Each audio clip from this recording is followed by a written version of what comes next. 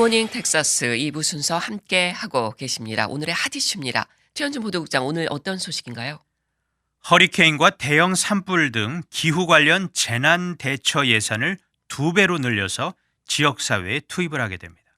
조 바이든 대통령이 연방재난관리청 FEMA를 찾아 이런 계획을 발표를 하고 관련 브리핑을 받았습니다. 자세한 내용 살펴봅니다.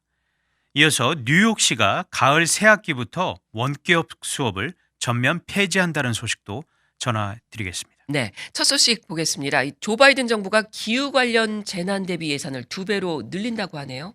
네, 허리케인과 산불 같은 기후 관련 재난 대비를 위해서 올해 이 FEMA 연방재난관리청 자금 10억 달러를 각 주와 미국령, 원주민 부족, 교외 지역에 투입할 것이다라고 바이든 대통령이 월요일 발표를 했습니다. 네. 연방재난관리청을 방문해 브리핑을 받는 자리에서 한 말인데 작년에 2배에 달하는 규모라고 설명을 했습니다. 예, 이 바이든 대통령이 언급한 10억 달러 어떤 자금인 건가요? 네, Building Resilient Infrastructure and Community, 줄여서 브릭이라고 하는데 사회기관 대처 능력 구축 이 프로그램에서 나온 돈이라고 바이든 대통령이 설명을 했습니다. 네. 이 프로그램은 소외된 지역사회를 겨냥한 사업이다라고 백악관이 또 성명을 통해 밝힌 건데 재난 대비 능력이 상대적으로 미흡한 지역사회에 제공을 하는 자금입니다. 이것을 올해는 2배로 늘린다는 얘기입니다. 그렇군요. 이 2배로 늘린 관련 자금 어떻게 사용이 되는 겁니까? 지역사회의 재난 대처 작업을 돕는 일에 쓰일 것이다라고 바이든 대통령이 설명했습니다. 지금까지 방제 행정에서 간과된 지역들이 그 주요 대상이다라고 밝혔는데 그러니까 대도시에서 좀 멀리 떨어진 작은 마을 같은 곳들이 중심이고 해당 지역 주민들이 스스로를 보호하는 일을 더 잘할 수 있도록 하려는 것이다라고 바이든 대통령은 강조했습니다. 네. 이 바이든 대통령이 연방재난관리청을 방문했고 또 관련 자금을 확대한다 이렇게 발표를 했는데 배경은 뭡니까? 아무래도 본격적인 허리케인 시즌이 임박했기 때문입니다. 지금은 미국이 재난 대비에 1년 중 가장 바쁜 시점이다라고 바이든 대통령이 말했는데 남부와 동부에서는 허리케인 지금 시즌을 맞고 있고 서부에서는 산불철이 다가온다 이런 얘기도 했습니다. 네. 그러면서 이에 대한 준비 태세를 다시 한번 강조를 했는데 재난 대비에 지나침은 없다라면서 미국인들을 안전하게 지키기 위해 비용과 노력을 아끼지 않을 것이다라고 말했습니다. 예. 이 남부와 동부의 허리케인 시즌이 언제 시작되는 건가요?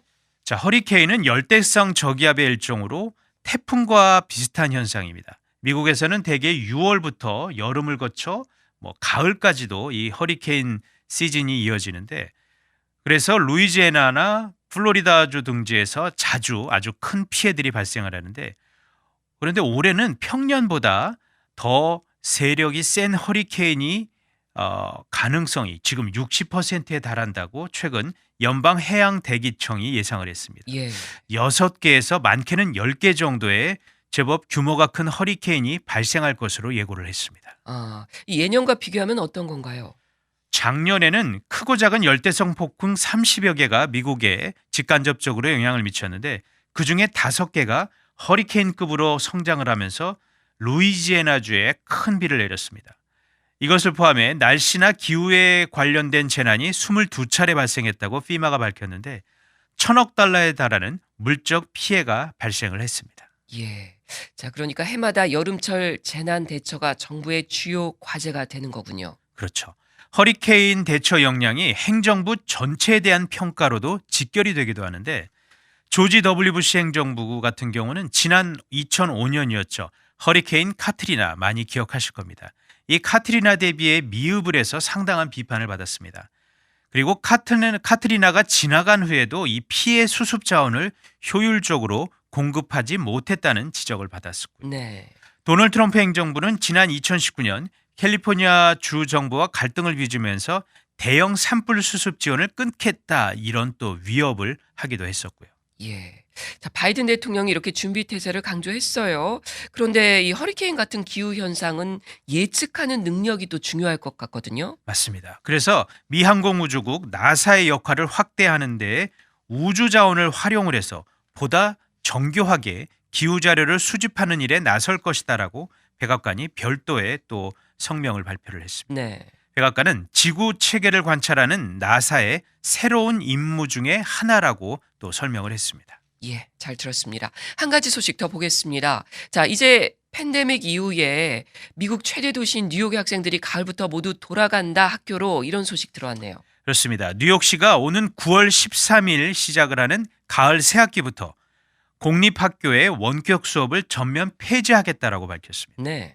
빌 더블라지오 뉴욕시장이 24일 이 같은 방침을 밝히면서 학생들이 학교로 돌아가는 것이 가족들에게 있어 결정적이라며 시의 이번 결정으로 많은 학부모들이 한시름 놓을 것이다라고 밝혔습니다. 원격 수업 전면 폐지한다. 자, 이런 뉴욕시의 이번 결정 전국적으로 관심을 끌고 있잖아요. 그 이유가 뭘까요? 아무래도 뉴욕시는 미국에서 최대 규모의 교육구로 학생 수가 100만 명에 이르기 때문입니다.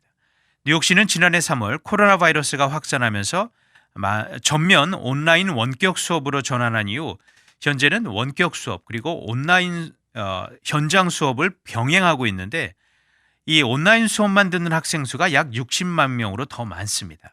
하지만 가을 신학기부터는 학생들이 전원 학교로 돌아가야 하는 거고 교사들 역시 학교에서 수업을 진행해야 합니다. 네. 이 뉴욕시의 결정, 왜 이렇게 결정했을까요?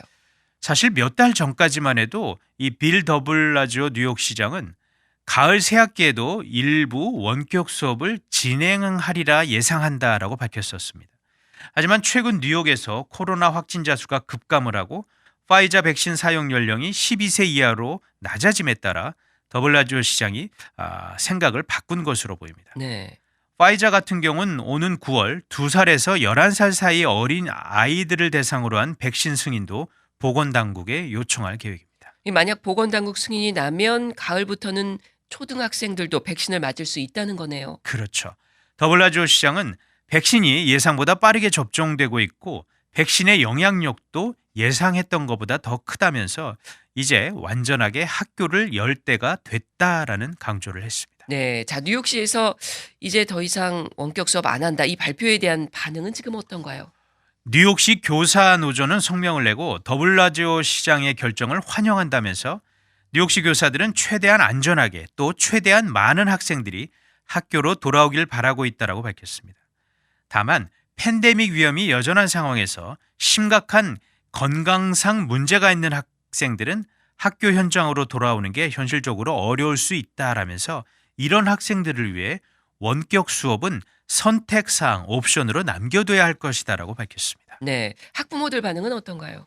조금 반응이 갈립니다. 현장 수업이 재개되는 것을 환영하는 부모들도 있지만 또 우려하는 부모들도 꽤 있습니다. 뉴욕타임즈는 코로나 피해를 많이 본 유색인종 학부모들이 특히나 이 현장 대면 수업을 꺼리고 있다라고 전했습니다. 네.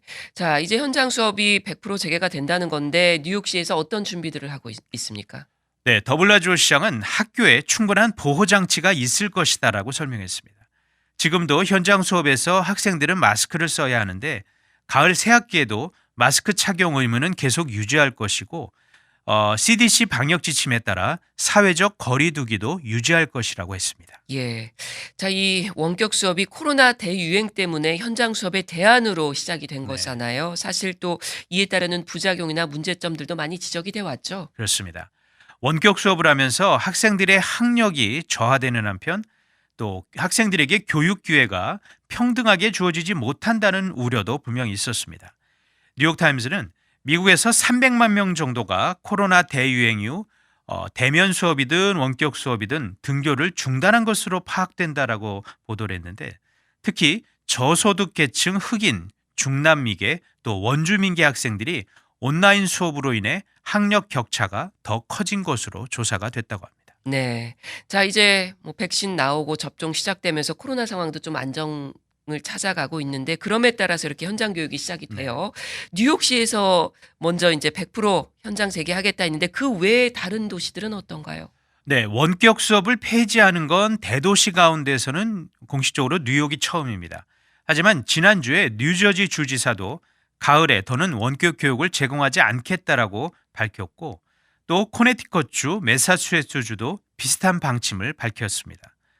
또 워싱턴 DC에 접해 있고 한인들도 상당히 많이 사는 페어팩스 카운티 교육구 역시 올 가을에 전면 현장 수업을 재개하는데 건강상 문제로 현장 수업이 불가능한 소수 학생들에게는 원격 수업을 계속 허용한다는 방침을 밝혔습니다. 네, 잘 들었습니다. 지금까지 오늘의 핫 이슈였습니다.